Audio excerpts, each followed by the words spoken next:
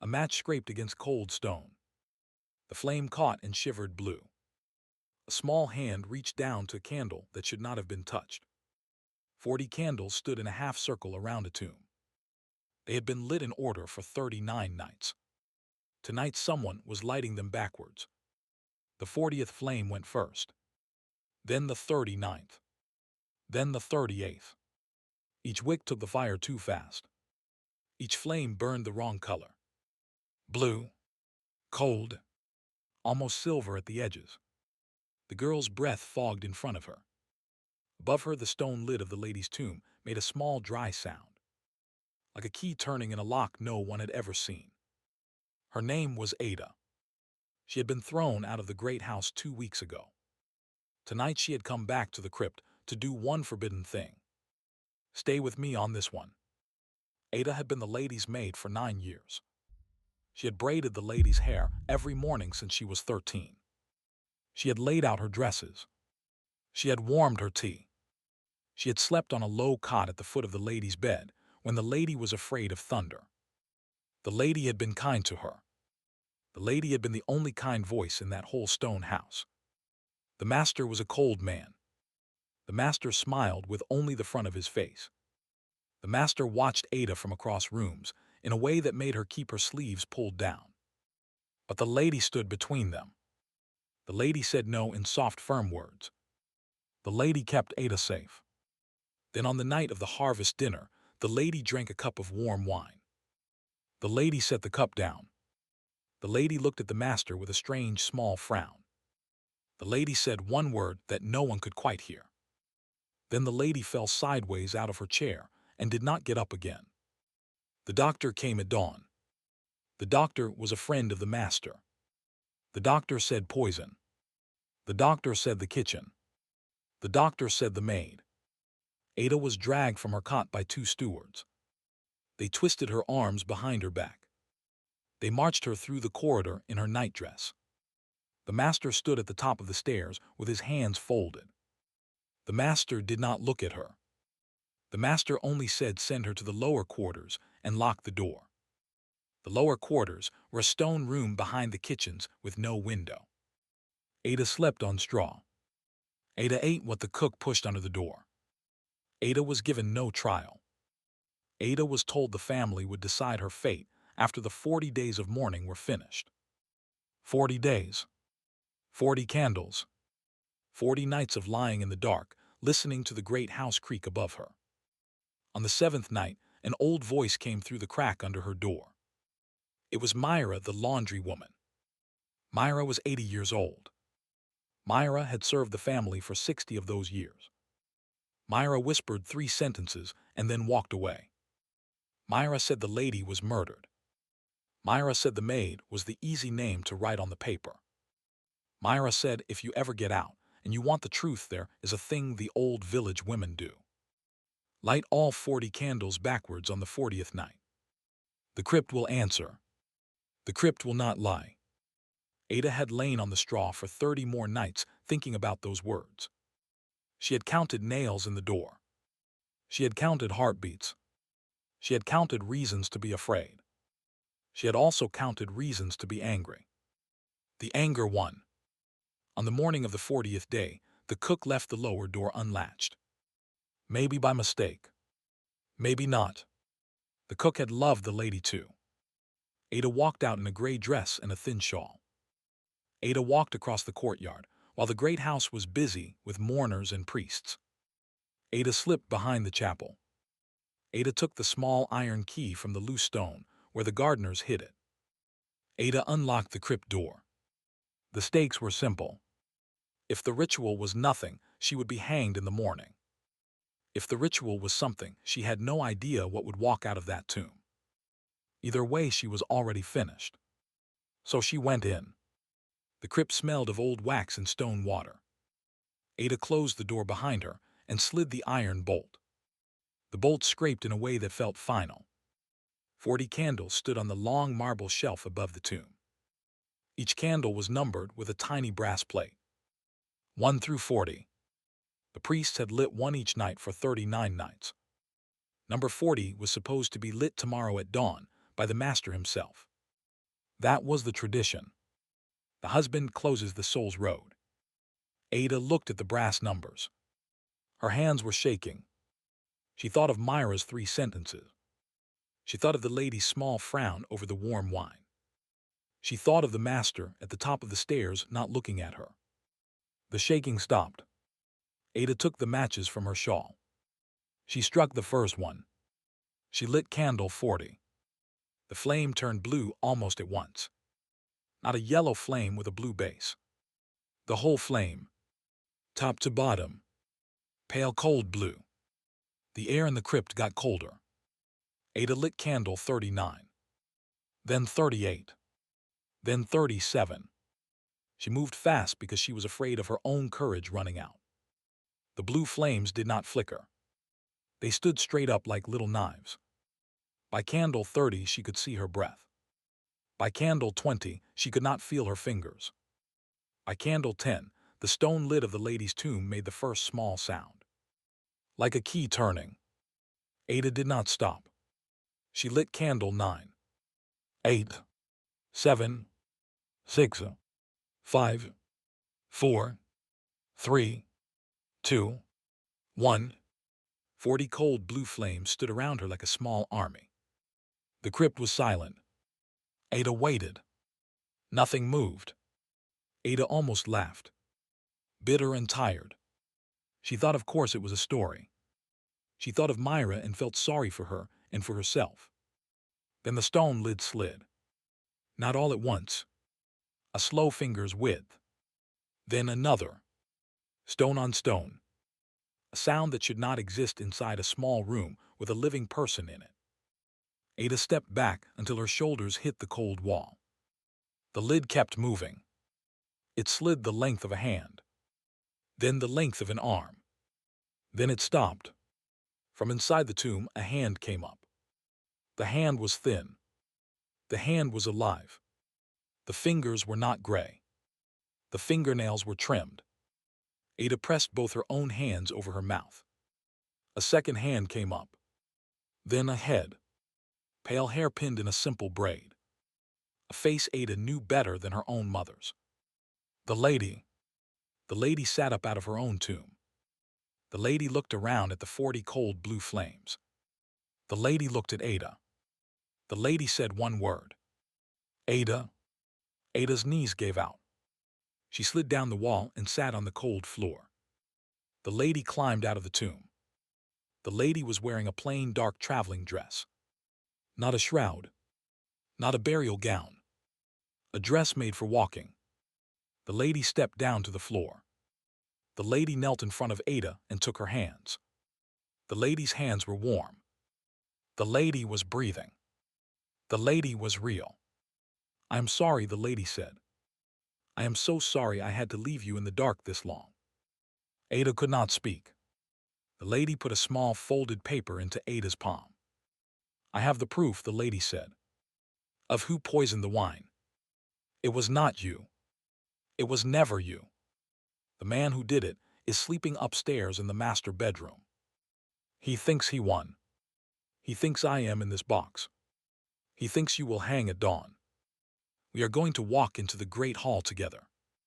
We are going to wake him. We are going to end this tonight." Ada looked at the paper in her hand. She did not open it yet. She looked up at the lady. She looked at the 40 cold blue flames standing perfectly still. She looked at the open tomb. She nodded. The lady helped her to her feet. The lady walked to the long marble shelf. The lady blew out candle 1. The lady blew out candle 2. One by one, the lady put out every cold blue flame in reverse of the way Ada had lit them. As each flame went out, the crypt grew a little warmer. By the time the last flame died, the air felt like an ordinary cold autumn night. The lady took Ada's hand. The lady slid the bolt. They stepped out of the crypt together. The chapel yard was empty. The great house stood across the courtyard with one window still lit on the top floor. The master's window. The lady looked up at that window. Her face in the moonlight was very calm. "We have a few minutes," the lady said. Then she sat down on the stone bench by the chapel wall and took a slow sip from a small flask of water she had hidden in her dress pocket. She offered the flask to Ada. Ada drank. The water tasted ordinary. Ada almost smiled.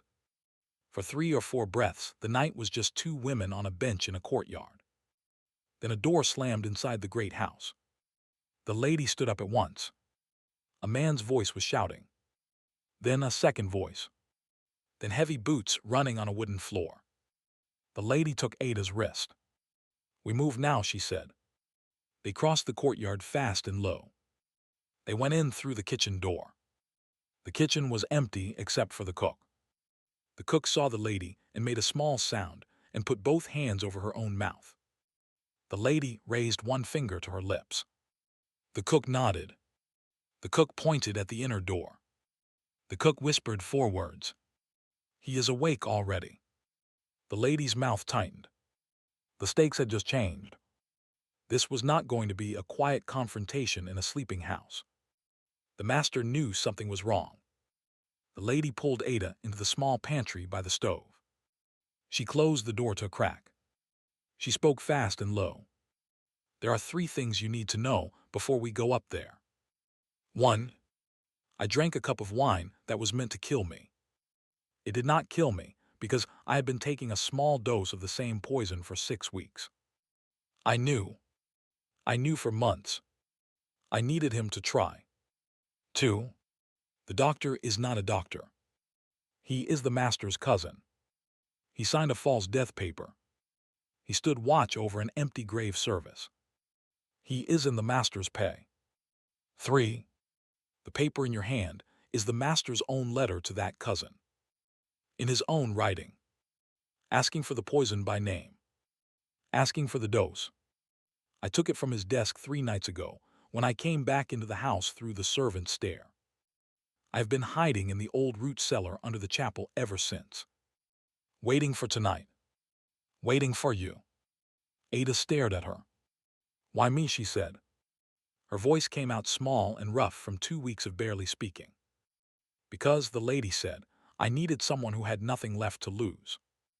I needed someone the house would not see coming. I needed someone the master had already declared guilty. I needed a maid in a gray dress walking through a courtyard in the middle of the night.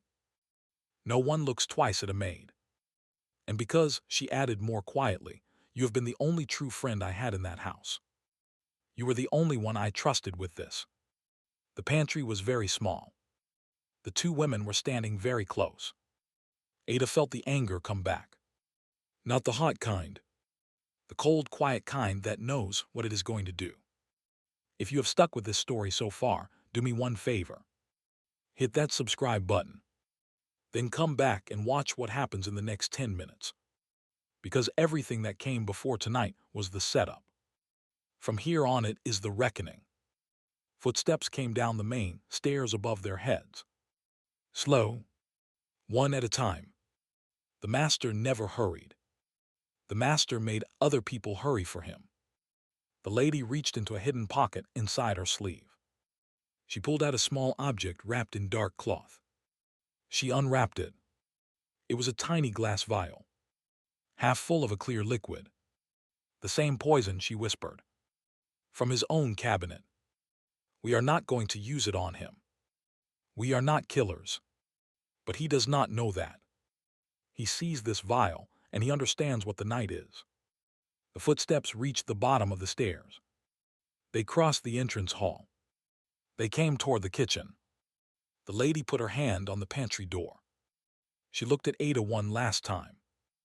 "Are you ready?" she said. Ada thought about 9 years of braiding hair. She thought about 39 nights on straw. She thought about 40 cold blue flames standing like little knives. She nodded. The lady pushed the door open. They stepped out into the kitchen as the master walked in from the other side. He was carrying a lamp. He was wearing his black morning coat over his nightshirt. His hair was not combed. For one full second his face did not change. Then he saw the lady. Then he saw the maid he had ordered locked in a cellar standing next to his dead wife. The lamp in his hand began to shake. He took a step back. He hit the doorframe behind him. The lamp tipped. Hot oil spilled onto the stone floor and caught fire in a thin yellow line. Nobody moved to put it out. The lady stepped forward into the light of the small kitchen fire. She held up the folded paper in one hand. She held up the vial in the other. "Hello, husband," she said. The line of burning oil between them crackled. Then the cook quietly stepped behind the master and slid the iron bar across the kitchen door. He was locked in with them. The master tried to speak. Nothing came out the first time. He swallowed. He tried again. "You are dead," he said. His voice cracked in the middle of the word. The lady almost smiled. "Not quite." She said, "I was dead for 1 hour. The hour you thought you watched me die. After that, I was something else." She walked around the burning line of oil. She walked slowly so he could see every step. She stopped 3 feet in front of him. She held the paper up to his face. "Read it," she said. "Read what you wrote." The master did not look at the paper. He looked at her eyes. He said, "Your handwriting can be forged." The lady said, "It is your handwriting. It is your seal. It is the cousin's reply pinned to the back of it. And there are 3 copies. 2 of them are already with people you cannot reach." The master's face won a color Ada had never seen on a living man. Gray with a green edge. His hands searched behind him for the door. The door was bolted. The cook had moved away to the far corner with a long iron poker held low at her side. The cook looked very calm. The cook had loved the lady too. The master turned back. He looked at Ada now for the first time. Real fear in his eyes when he looked at her. Not at the lady. At her. The maid. The one he had thrown into a cellar. The one he had planned to hang at dawn. Ada understood why. The lady could prove a crime in a court. The maid could tell a story in a village. Both of those things ended him. He tried a new face. The softer one. He said, "Ada. My dear girl. We were upset. We were wrong. We can fix this. We can give you anything. Land. Money. A position. Tell me what you want."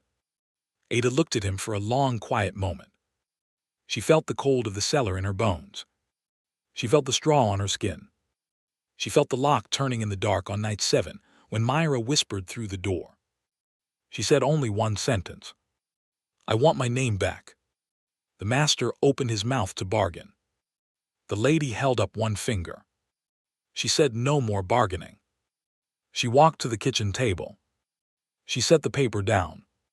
She set the vial down beside it. She said, "Here is what is going to happen. At first light, a rider is leaving this estate. He is already saddled. He is already paid. He is carrying the 3rd copy of this letter directly to the High Magistrate 2 days east. The High Magistrate is not your cousin. The High Magistrate is the man whose sister you tried to marry before you chose me for my money. He has been waiting 11 years for a reason to put your name in his book. He has it now." The master sat down on the kitchen bench. He did not choose to sit. His legs chose for him. The lady kept going. "Tonight you have 2 roads. Road 1. You walk out of this house in the clothes you are wearing. You take no money. You take no horse. You go on foot to the eastern road. You keep walking until you reach the sea. You never write to anyone here. You never come back. If you are ever seen on this land again, the letter that is already on its way becomes the 2nd letter. The 2nd letter has even more in it. Road 2. You stay. You sleep. You wake in your bed at dawn. The magistrate's men knock on the door at noon. There is a public trial. There is a public hanging. The lady let that sit. The fire on the floor had burned itself out into a black scorch. The kitchen smelled of smoke and old wax. The master stared at the table. He did not look at the paper. He did not look at the vial. He looked at his own hands. They were trembling in a small, steady way that would not stop. He whispered, "I will take road 1." The lady nodded once. She said, "The kitchen door will open in 5 minutes. You will walk out. You will walk through the courtyard. You will walk through the gate. The gardener is already there with a lantern. He will watch you until you are off the land. After that, you are nobody's problem." The master nodded. He kept nodding. He could not stop. Ada stepped forward. She had one more thing. She said, "Before you go." The master looked up at her. She said, "Look at me." He did. Ada said, "You locked me in a stone room for 39 nights. You wrote my name on a piece of paper as a poisoner. You planned to hang me at dawn so your story would end clean. Look at my face. Remember it. Because every time you sit down to eat for the rest of your life, I want you to see this face across the table." The master nodded again. Smaller. The cook walked over to the door. The cook slid the iron bar back. The cook opened the door to the courtyard. The cool night air came in. The master stood up. He walked to the door like a man twice his age. He stopped at the threshold. He did not turn around. He stepped out into the courtyard. The gardener was there, with a lantern just as the lady had said. The two of them walked toward the gate in silence. Ada and the lady stood at the kitchen door and watched until the lantern went around the corner of the wall and disappeared. The lady let out a long breath. Her shoulders dropped half an inch. Ada realized she had been holding her own breath, for she did not know how long. She let it go too. The cook came over and stood beside them. The three women looked out at the empty courtyard. Then the cook quietly went to the stove and put a kettle on, as if it were any ordinary morning. The lady walked back into the great hall. Ada followed. The lady knelt at the fireplace and added 2 pieces of wood. She blew gently on the coals until a flame caught. A warm yellow flame this time. The lady stood up. She turned and looked at Ada. "There is one more thing," she said. The lady walked to a small writing desk in the corner. She opened a drawer. She took out a folded sheet of paper. She brought it back to the firelight. Ada opened it. It was a document with a heavy red seal at the bottom. The lady's seal. Her own name was on it. The word freedom was on it. The word wages was on it. The word inheritance was on it. "I had this drawn up 6 weeks ago," the lady said. "Before the harvest dinner. Before the wine. If I had died for real that night, this paper would have been read at the will. You would have walked out of this house a free woman with a small fortune. I made sure of that before I let him try." Ada's throat closed. The lady reached out and touched her cheek. "I needed someone I trusted with all of it," the lady said. "Including with my life. Including with my death. You were the only one." Ada folded the paper carefully and held it against her chest. She felt something open behind her ribs that had been closed for 2 months. The lady led her back to the kitchen, where the cook had 3 cups of tea ready on a tray. The 3 women sat at the kitchen table together and drank tea, while the eastern sky turned from iron gray to a pale watery rose. The sky over the eastern wall was turning the color of pale iron. Almost dawn. The lady closed the kitchen door. She slid the bolt herself this time. She turned and looked at the cook. "Thank you," she said. The cook bowed her head and did not answer. The cook was crying without sound. The lady walked over and hugged the old woman. They stood like that for a long, quiet moment. Then the lady stepped back. She wiped the cook's face with her own sleeve. She said, "The household will be told at breakfast. I came back from a long illness in the night. The rumor of my death was a mistake. The doctor will be arrested by midday. The master has left on urgent business and will not return. Ada is and was always innocent. Ada is and will be from this morning the mistress of the household keys." Ada looked at her. What she said. The lady smiled. A small real smile. The first one Ada had seen on her face in months. You are not going back to the lower quarters, the lady said. Not for one more hour. You are going up to the green room at the top of the south stair. There is a bath waiting.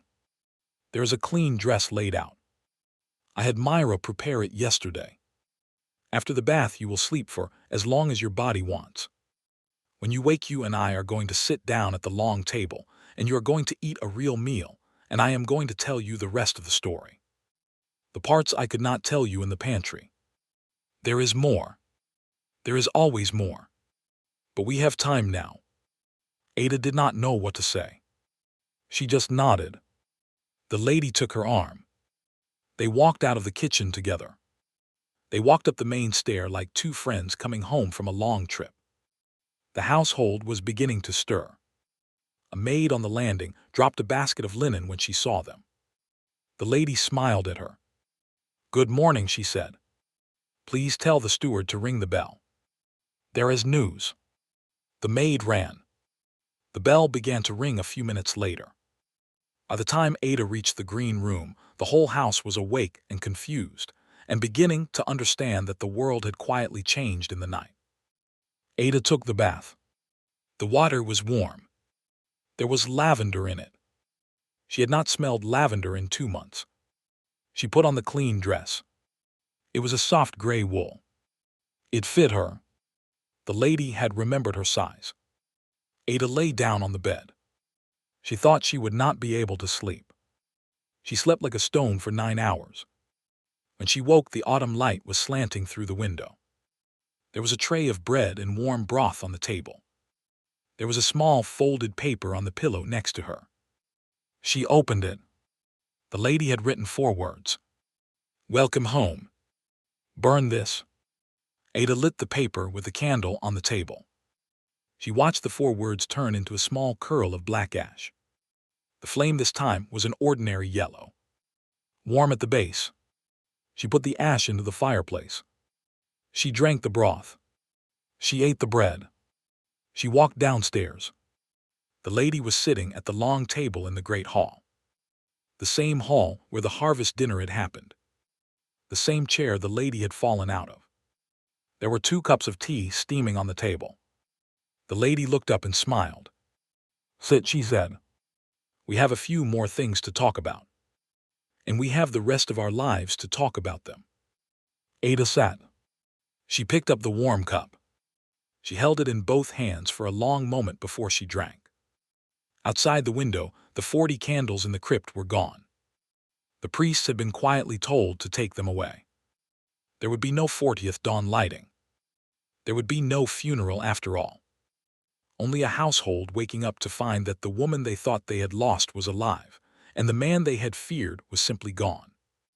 2 weeks later, a letter came from the High Magistrate. The master had been found on the eastern road. He had not made it to the sea. He had walked himself into a fever in the rain and lay down in a field and not gotten up again. The magistrate's men had found him by following the gardener's report. The body was buried in an unmarked grave by the roadside, as the law required for a man under open accusation. The lady read the letter twice. She handed it to Ada. Ada read it once. She set it down. She did not feel triumph. She did not feel pity. She felt a small clean quiet, like a room that had finally been swept. The lady reached across the table and took her hand. From the kitchen, they could hear the cook humming. From the courtyard, they could hear children playing. The household had a future again. Ada looked at the lady. She remembered the match scraping against cold stone. She remembered the 40 flames standing straight up like little knives. She remembered a hand coming up out of a tomb. She remembered how afraid she had been. She did not feel afraid anymore. She squeezed the lady's hand back. The autumn light moved slowly across the long table. In the weeks that followed, the household changed in small, steady ways. The doctor cousin was taken in chains by the magistrate's men. He confessed inside 3 days. He named 2 other servants who had helped move the false coffin. Those 2 were sent away with a warning never to return. Everyone else stayed. The lady raised the wages of the kitchen staff. The lower quarters were scrubbed and whitewashed and filled with sacks of flour. Ada walked past it, sometimes on her way to the cellar for jam. She never went inside. The village heard the story in pieces. Myra told some of it. The cook told some of it. By the first frost, the whole valley knew the maid had been innocent. The 40 brass candle numbers were pried off the marble shelf and melted down by the blacksmith and made into a single small bell. The bell hung by the kitchen door. The cook rang it 3 times a day to call the household to meals. The first time she rang it, Ada stood very still in the corridor and listened. The sound was clear and warm and ordinary. A bell calling people to food. Nothing more. Ada walked into the kitchen and sat down at the table with the people who had loved the lady too. A woman had been buried alive in a lie. A maid had been buried alive in a cellar. On the 40th night, both of them had walked out together. The man who had buried them had walked himself into a field and never gotten up. The house that had been a cold stone place for so many years became, room by room, something that felt almost like a home again. Every autumn after that, on the night that would have been the 40th, Ada and the lady stood outside the locked crypt door for a few minutes in the cold air. They held hands. They did not speak. Then they walked back to the great house together and closed the door behind them.